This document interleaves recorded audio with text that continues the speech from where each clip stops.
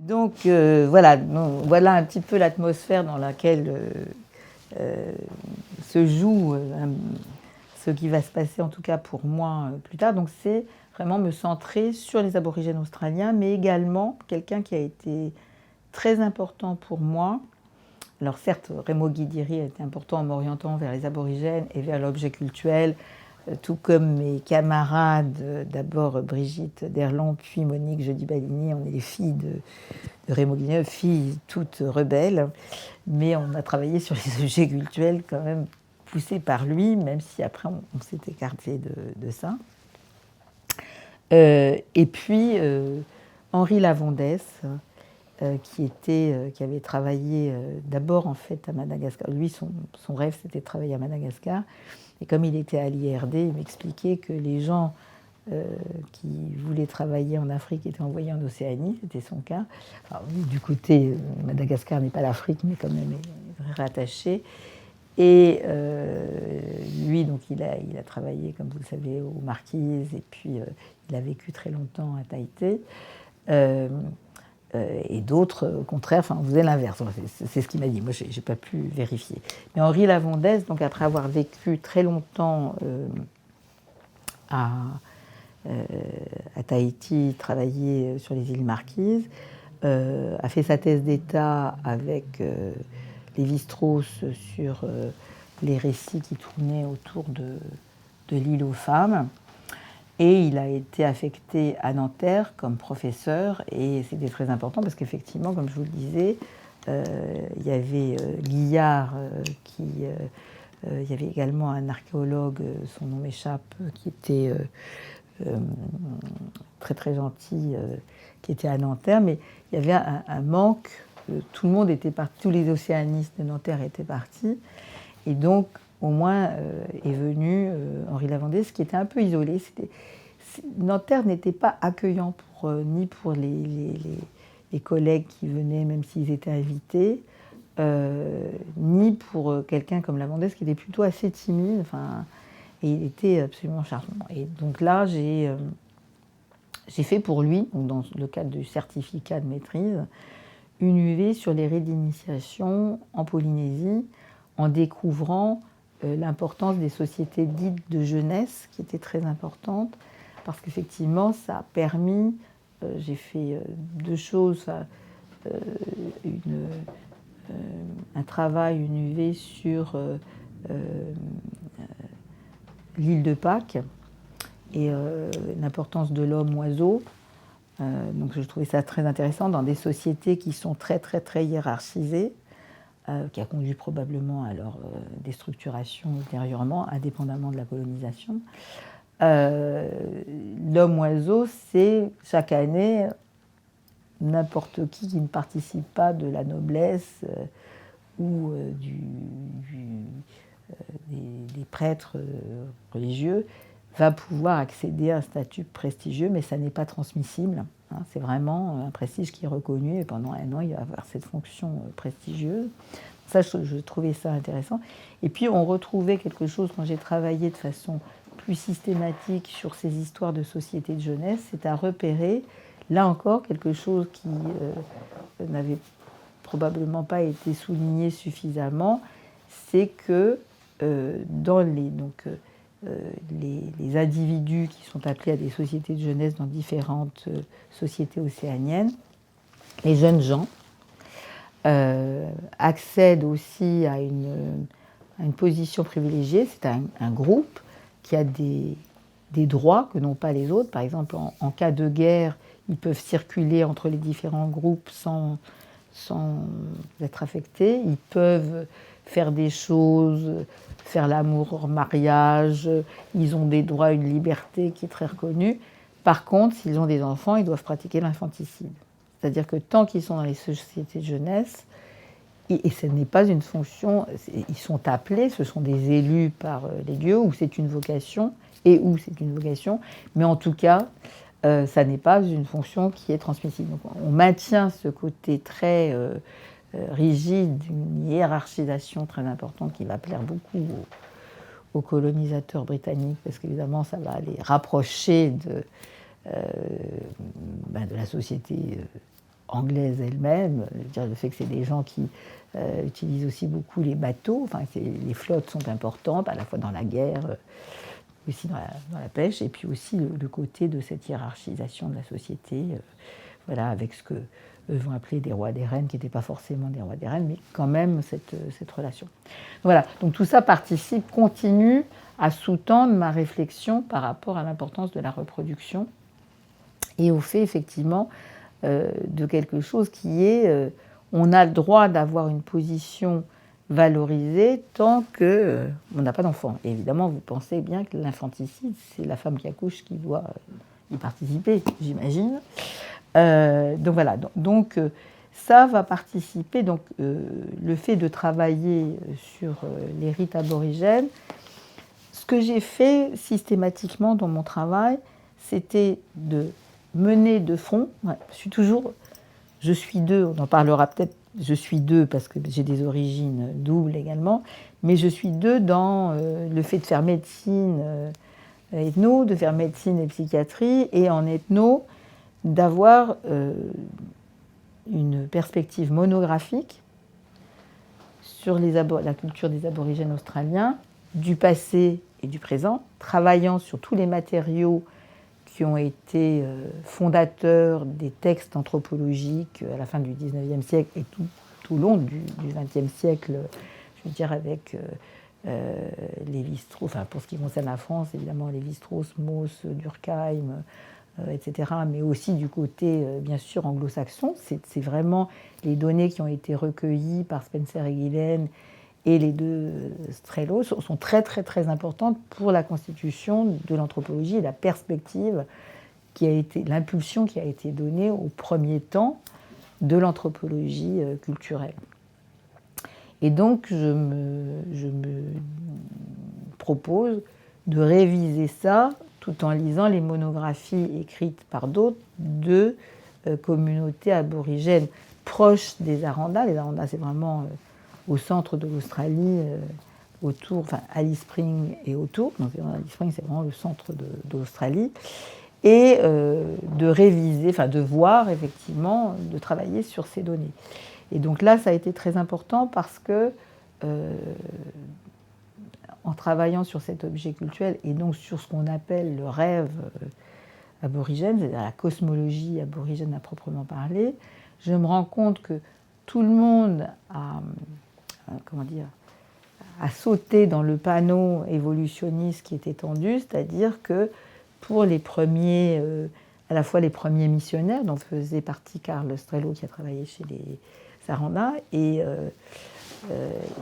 pour Spencer et Gillen, tout ce qui concerne la mythologie, c'est des temps reculés, c'est voilà, et on va dire le rêve aborigène, c'est le passé. En travaillant sur les matériaux, reprendre les matériaux, en fait, je me suis rendu compte que le rêve, c'est pas la temporalité, parce que le rêve est éternel. Ça s'est répété sans arrêt dans les premiers textes des missionnaires qui travaillent et disent comme c'est éternel, on va dire que c'est Dieu. Donc il faut une divinité généralisée qui n'existait pas, et on va appeler les êtres du rêve, qui sont l'objet des récits, comme des divinités. Enfin, voilà, donc ce qui pose problème. Donc il y a des auteurs anglo-saxons qui très rapidement disent mais ça n'a rien à voir avec des ancêtres au sens en Chine ou en Afrique, c'est vraiment autre chose. Et donc l'éternité quand même, c'est pas une temporalité. Si c'est tout le temps, c'est pas. Mais par contre, ce qui est très très important, c'est le fait que, donc j'ai proposé de voir dans le rêve, le mouvement spatial, qui est effectivement éternel et qui différencie les formes. Et en différenciant les formes, elle autorise à ce qu'on puisse associer des éléments différenciés entre eux. Par exemple, l'identité d'un individu, Aranda, était associée avec son lieu de naissance, marqué par un élément du paysage qui pouvait être un rocher, un arbre, une source, pas beaucoup de sources en Australie, mais je veux dire des trous d'eau alimentés par des bassins artésiens. Mais enfin, toujours est-il qu'il y a un élément du paysage, l'esprit enfant qui est sorti, qui était à proximité, qui va pénétrer le corps de la femme qui est enceinte, voilà, et que du coup, c'est effectivement, la reproduction est vue comme le mélange. Il y a un premier niveau qui est très physique, qui est le mélange des substances paternelles et maternelles dans le corps de la mère, mais qui donne lieu à quelque chose d'amorphe et qui, dans ce second temps, est pénétré par un objet du paysage, un esprit dit enfant, qui va différencier cette forme et qui va devenir, normalement, si c'est un esprit enfant humain, un humain. Alors quand il y a des fausses couches, l'idée c'était peut-être un enfant kangourou qui s'était mis et qui s'était trompé, etc. Donc ça, c'était important de revenir et de pouvoir expliquer toute la façon dont des grands penseurs comme Nancy Munn ou évidemment Fred Myers et d'autres essayaient d'expliciter que le rêve, c'était à la fois le monde du dessous, le monde du dessus, le passé, le présent, le futur. Enfin, oui, effectivement, si c'est l'espace, et c'est pour ça qu'on recourt l'idée, et encore une fois, je prends tout ce que ces auteurs ont apporté comme données ethnographiques. À l'époque, moi, je ne donne pas de données, j'analyse les données qu'ils ont données, donc je suis redevable complètement à eux. C'est effectivement que, y compris d'ailleurs Barbara Klosewski aussi était importante de ce point de vue-là, à partir de ces données ou de ces analyses, c'était effectivement de penser que tout a toujours été là, mais qu'on a oublié. Et que du coup, ce qu'on va retrouver, c'est les connexions entre les choses. Et donc, ça, c'était important. Mais en même temps, quand on lisait les données de Spencer et Guilhem, c'est comme des cahiers de terrain. C'est pas toujours organisé. C'est très intéressant. C'est très, très précieux, incroyable, notamment dans The Hunter. Et en même temps, de constater qu'il y a quand même des rites qui ont lieu avec des personnes de l'aujourd'hui de Spencer et Guilhem, et que quand ils font leur cartographie des déplacements qu'ont entraîné les rites au cours desquels on va raconter l'histoire des êtres prodigieux, on raconte l'histoire des déplacements des gens qui sont venus pour effectuer les rites. C'est-à-dire qu'effectivement, c'est un système très particulier d'ancrage de la mémoire dans le paysage, à savoir qu'on n'attribue pas les faits qui sont faits par les humains aux humains, mais à ces entités prodigieuses que j'appelle les êtres du rêve. Et c'est comme ça qu'on va se remémorer les choses. On va se remémorer les choses par le déplacement qu'ont effectué les personnes, mais on va les attribuer à des êtres du rêve. Donc ça, c'était très intéressant. Et de voir, à partir de l'immense travail qu'a fait Sylvie Poirier sur les rêves, justement, et également Françoise Dussart, de voir effectivement que ce travail sur les rêves, il y a le fait qu'il y a des rêveurs, ils rêvent plus que les autres. Le matin, ils racontent leurs rêves. Eux, ils ne sont pas particulièrement intéressés nécessairement à interpréter les rêves, mais il y a d'autres qui vont s'en emparer et pouvoir déterminer à partir de ces rêves que c'est rattaché à certains êtres du rêve, que c'est clair, à certaines trajectoires et également à certaines entités totémiques, et que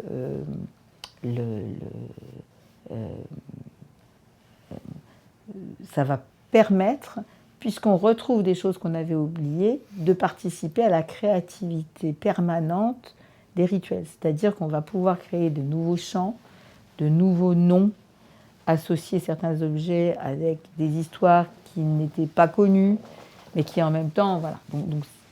Donc je me suis évertuée à travailler sur ça, revoir également l'importance bien sûr de la parenté australienne, mais là je ne rentrerai pas là-dedans. Et puis du coup à revoir cette histoire d'objet cultuel qui va avoir quelque chose de très important pour moi, parce que je vais y revenir il y a 10 ans au travers du canal, c'est vraiment le Tchouringa. Encore une fois, dans les études classiques anthropologiques, il y a plein de choses qui sont écrites par tout le monde. Mais de repérer sous l'angle dont j'avais abordé le rêve, c'est que comment fait-on quand on a affaire à la transcendance? Le rêve, c'est une forme de transcendance, c'est une force invisible qui participe à la différenciation des formes, à leur réassociation. C'est un double mouvement, différenciateur et associateur. Et c'est les humains qui qui participent au maintien de ce mouvement. Maintenant, comme partout, les forces invisibles, elles sont invisibles. Elles sont potentes, elles ont une puissance en vertu même qu'elles sont invisibles. Ce qu'on ne peut que constater, c'est les résultats de ce qu'elles entraînent. Et donc ce qu'elles entraînent, c'est effectivement la présence d'objets cultuels, c'est la présence de la fertilité humaine, animale ou végétale, c'est le fait d'avoir un univers différencié, il y a des mythes qui vont avec. Et donc,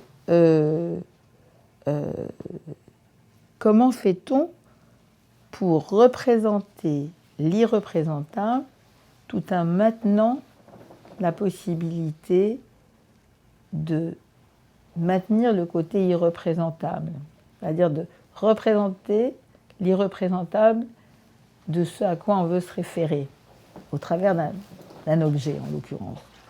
Et donc c'est là où effectivement j'ai décliné le fait qu'une façon de représenter l'irreprésentable, c'était par exemple de parler des êtres prodigieux, qui peuvent se mouvoir sous terre, sur terre, voler, etc. Voilà, qui en même temps qu'ils voyagent, ils différencient le paysage et ils l'ensemencent d'esprit enfant, que, en fonction de ce qui leur arrive, apparaissent sous leurs pas différents éléments de paysage. Donc on a tous les éléments qui sont là. Donc ça, c'est le côté narratif.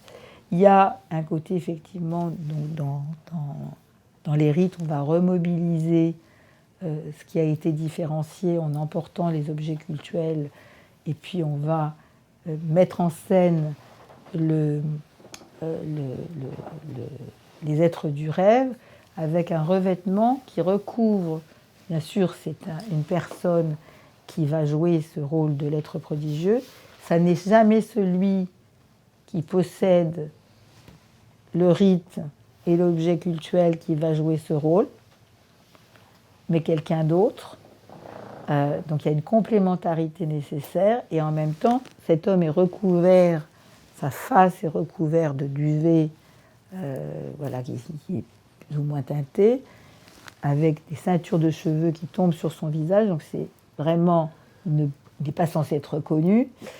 Et puis, il y a un Tchouringa qui est sur sa tête, mais qui est recouvert d'un amoncellement de duvets, de ceintures de cheveux, sur lesquels on va apposer des plumes et différents éléments, enfin bref.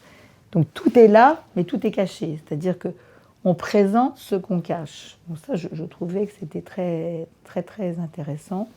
Et en plus, ce qui était aussi important, c'est de relever, comme dans beaucoup de rites très importants, la préparation du rituel, donc qui participe justement au rite de fertilité. Ça dure 5 heures. Et la performance, c'est 2-3 minutes. Et après, on démantèle tout. C'est-à-dire que même si on va réutiliser des éléments qui ont été démantelés pour construire d'autres revêtements qui vont servir à la mise en scène du rite, on les défait. C'est des choses différentes. Donc je trouvais que ce côté de représenter l'irreprésentable, c'est aussi représenter l'instantanéité. Et au moment où on vous le montre, on vous le masque. Donc ça a été important, et ma réflexion a été de dire, en fait, l'objet ne fait que se représenter lui-même. C'est un objet autoréférentiel. Et c'est une façon, effectivement, de pouvoir représenter les représentables. Et qu'est-ce qu'il y a sur cet objet? Il y a différentes... vous avez là un exemple, là vous pouvez prendre, hein, c'est à moi, donc vous pouvez prendre cette peinture. Vous avez la représentation du mouvement. Alors, pas, là, c'est uniquement des lignes qui sont droites, elles pourraient être sinueuses, qui relient des ronds, des cercles concentriques, enfin là ils ne sont pas concentriques, mais des cercles concentriques les uns avec les autres, qui peuvent représenter plein de choses, et vous avez des demi-cercles. Alors, ce que ça représente les traces des actions des êtres prodigieux mus par le mouvement du rêve, qui est invisible, mais qui laisse des traces. Donc, les cercles concentriques peuvent représenter à la fois l'identité totémique de l'être du rêve, il peut représenter les différents lieux où ils se sont arrêtés, c'est-à-dire que ça marque l'arrêt, ça peut représenter un rassemblement, ça peut représenter un événement particulier qui a marqué l'itinéraire des êtres du rêve, et les demi-cercles, ça représente les traces laissées par les êtres humains, donc c'est l'identité humaine là, qui est soulignée, les êtres du rêve, qui sont à la fois humains et non humains, qui, quand ils sont assis sur le sol, laissent des traces. Alors là, on n'a pas l'idée, mais on le retrouve sur les Churringa, ou on retrouve aussi sur les t-shirts. J'aurais pu vous montrer, enfin c'est vrai, j'aurais pu m'habiller avec les t-shirts pour vous montrer qu'il y a des traces maintenant. Ils n'avaient pas ça, il y a des traces, les seuls éléments figuratifs, c'est les empreintes d'animaux. Alors ça peut être des empreintes de kangourous, d'émeus, de différents oiseaux, mais il n'y avait pas des petites traces de pas, mais là maintenant il y a des petites traces de pas qui sont sur les t-shirts, ils ont rajouté ça, qui n'étaient pas dans les objets cultuels traditionnels, mais qui vont très bien avec. Donc ce qu'on représente, c'est les traces des événements. Et vous ne pouvez pas avoir accès directement à ce que ça représente. Il faut que les initiés vous expliquent ce qui se passe. Et ça, on a vu dans différentes expositions. Je ne sais pas s'il y en a eu, bien sûr, il y en a eu à New York, il y en a eu dans différents lieux. Fred Myers a beaucoup joué le rôle, je veux dire, et Françoise Dussart aussi, dans la première exposition qui a eu lieu à New York. Françoise était déjà présente. Donc, si vous voulez, évidemment, dans les premiers temps, maintenant, l'art aborigène se vend, enfin bon, c'est dingue. Mais à l'époque, il y avait beaucoup de critiques sur le fait que c'était un symbolisme très simpliste, etc. Et tout d'un coup, c'est beaucoup plus complexe, parce qu'on ne peut pas avoir accès directement à la signification. Et du coup, d'une certaine façon, pour les aborigènes, on peut présenter certaines choses, parce que si vous n'avez pas le code d'interprétation, c'est même pas le code, c'est qu'il faut que des gens vous disent à quoi ça correspond, et en plus, ça peut évoluer en fonction. Voilà. Donc ça, c'était intéressant. Voilà, et donc l'idée c'est qu'également, donc sur les Churringa, il n'y a pas de peinture, mais il y a gravé l'itinéraire de l'être prodigieux associé avec cet objet, c'est-à-dire qui est la trace même de l'être prodigieux, puisqu'il l'a laissé derrière lui au moment où il a disparu sous terre, et on ne l'a plus revu, qui aussi dénote le lieu de l'entrepôt sacré où se trouvent d'autres Churringa, d'autres objets cultuels qui sont associés à des esprits enfants, parce que chaque Churringa est associé à des esprits d'enfants. En plus, c'est aussi une autre chose qui n'avait pas été soulignée, les Churringa vont par paire dans les entrepôts sacrés, un en bois, un en pierre, traditionnellement. Maintenant, ça peut être... après, ça a été deux en pierre, mais le prototype du Churringa masculin est en pierre, celui féminin est en bois, donc plus dur, complètement dessicqué, et puis au contraire, qui reste humide, et ils sont attachés par des ficelles de cheveux ensemble dans les entrepôts. Et puis on va les apporter sur les différents... Mais l'idée, c'est effectivement que donc, sur le Churringa est inscrit le mouvement qui a généré le Churringa lui-même. Vous voyez le côté autoréférentiel. Vous comprenez ce que je veux dire? Donc voilà. Donc ça, c'est un travail que j'ai fait, et donc j'expliciterai pourquoi, si j'ai le temps, effectivement, en travaillant sur cet objet, j'ai eu l'intuition, ça fait vraiment très longtemps, que le prototype de l'objet cultuel, c'était le cadavre. Parce que, évidemment, pendant que je faisais ce travail, moi j'avais ma formation en médecine, et en médecine, première année, c'est le concours avec beaucoup de matières fondamentales, etc. Encore une fois, j'ai bien aimé. Le deuxième, mais en deuxième année, donc dès que vous rentrez, vous êtes on était confrontés à Créteil à la dissection. Et la dissection, c'est pas drôle du tout. Donc bon, je reviendrai là-dessus, mais ça vous fait des choses à partir d'un objet qui est inerte, comme le Tschurringa est inerte, et pourtant il représente le mouvement. Et du coup, en même temps, on peut dire c'est la personne qui est décédée, mais toute personne, je ne sais pas si c'est votre cas, qui a eu un proche qui est décédé, qui a vu son cadavre, dira que c'est la personne, et c'est pas la personne. C'est une chose particulière, mais c'est une chose qui est inerte. Et c'est pas rien, et précisément parce qu'elle est une chose, elle fait des choses. Donc voilà. Donc ça a été, mais ça j'en reparlerai, je pense que c'est mieux que je le place au niveau de ce que je vais traiter sur la mort.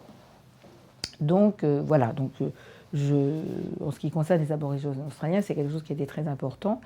Et donc, dans la suite, je vais parler, je pense, par contre, effectivement, ces itinéraires différents entre les garçons et les filles dans les rites d'initiation. Peut-être revenir à ça, si vous en êtes d'accord.